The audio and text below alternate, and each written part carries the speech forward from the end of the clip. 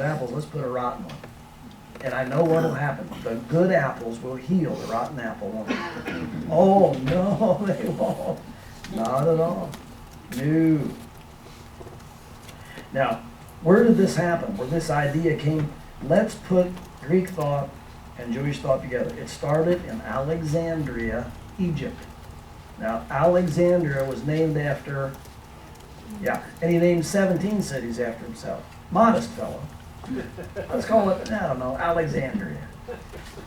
Now, we'll come back to, as we tell the story, we'll come back to Alexandria. What we're doing now is talking about different people groups among the Jews, people groups which started during the time between the Testaments, and we read about them in the New Testament. Some of the groups said, one group particularly, well, two groups said, let's combine. And that would be the Sadducees. Now, when you think about Sadducee, 2 D's and 2 E's, then you got it. Then you won't put too many C's in there. 2 D's and 2 E's. And again, they were Sadducee because it watered down the faith. So, now we'll come back to the Sadducees, but this is introductory. Now, second way of dealing with this incursion of Hellenism. Some said, absolutely not.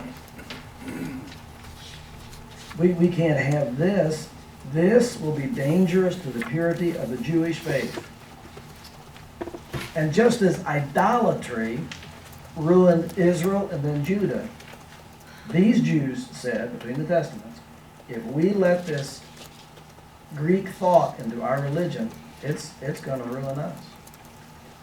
Now we'll talk in some detail about what was Greek thought anyway, but that was the second way of dealing with this. And the people who said we cannot have this Greek thought were known as the Hasidim, the pious ones. And what are they called in the New Testament? The Pharisees. That's right. Now there's a third way of dealing with it. And the third way is to just, what's a good way to put this? Sell out. What's that? Sell out. yeah, that's just, now Terry, that's a very good point. That's exactly right. I'm going to amend this. There are 4 ways to deal with it. So you can just sell out and give up. Now, and that's good. That's good. Now, another way of dealing with it is to just withdraw. We'll just quit society. We'll just quit. We'll get out. Would you put in your notes someplace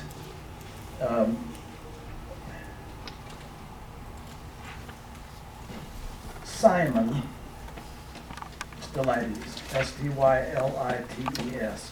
This word right here means pillar. And he's been canonized, so it's Saint Simon.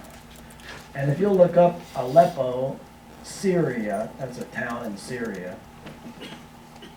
And I've forgotten the date, but I know positively it's around AD 430. That's close. Saint Simon is the guy, you've read about him, and he's not the only one who did this. He had a big pillar erected in Aleppo, Syria, and put a platform on top of the pillar, and what did he do? Sat on it. 37 years. Now, he did that to call attention to the wickedness around him and to withdraw from the world. Okay, I get it. But I don't know that follows Jesus' command to go and make disciples. But the point is this, that as Hellenism, Greek thought, comes into Judaism, the Jews reacted in different ways. And some said, we'll get along. We'll combine the two. Some said absolutely not. Some withdrew. Some just capitulated. Well, let's talk about Greek thought. So in your notes, if you'll label just a quick, but just, well, what was so bad about Greek thought? What's so bad about it?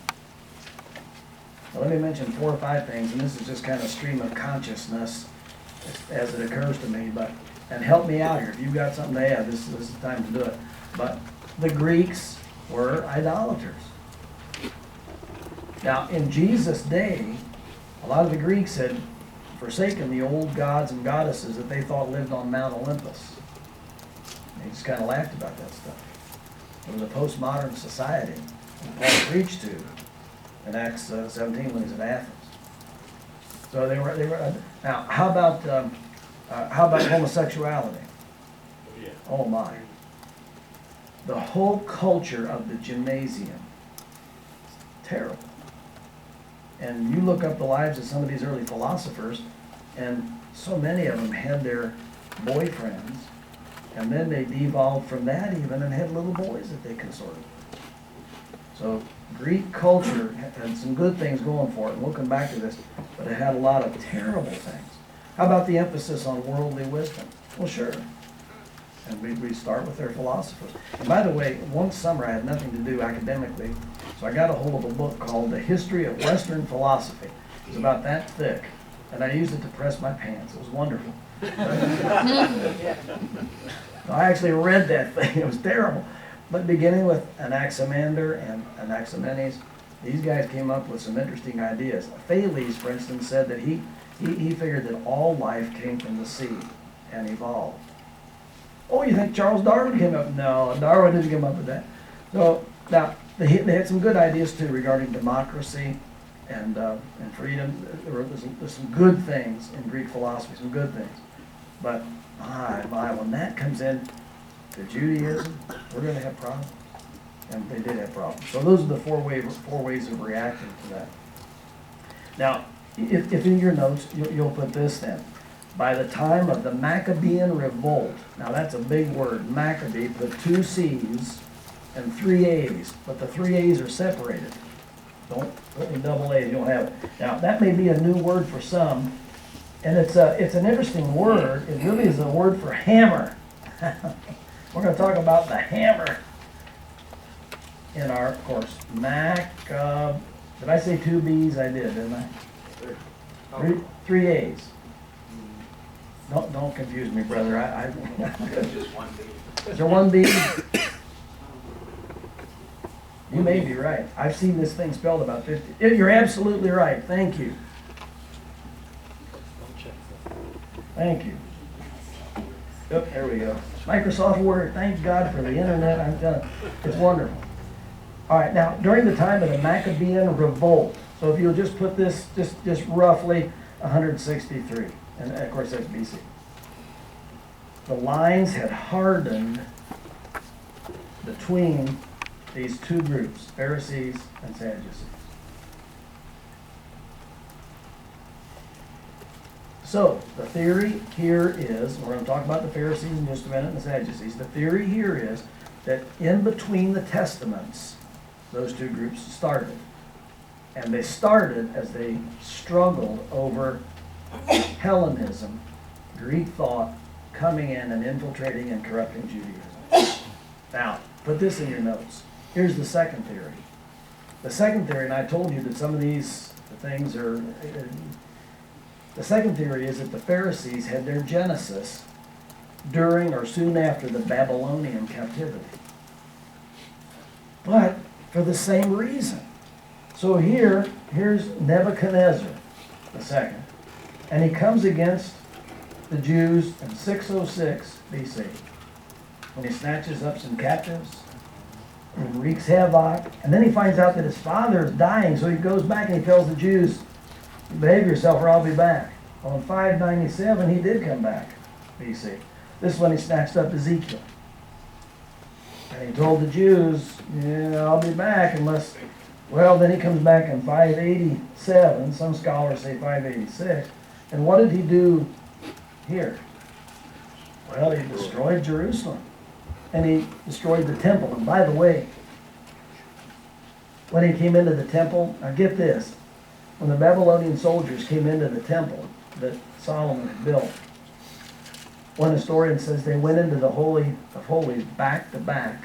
Soldiers did back to back, and thrusting their spears in the air because they heard there was an invisible God that fought for the Jews. Isn't it sad that the Babylonian soldiers had more respect for God than the Jews at that time? It's terrible. Well, some people say that during this period of time, when they were captives of the Babylonians, that a group was formed to protect the children and really Judaism, from the influence of the Babylonians. So they separated themselves. Chasadim means separated ones. Pharisees are the separated ones.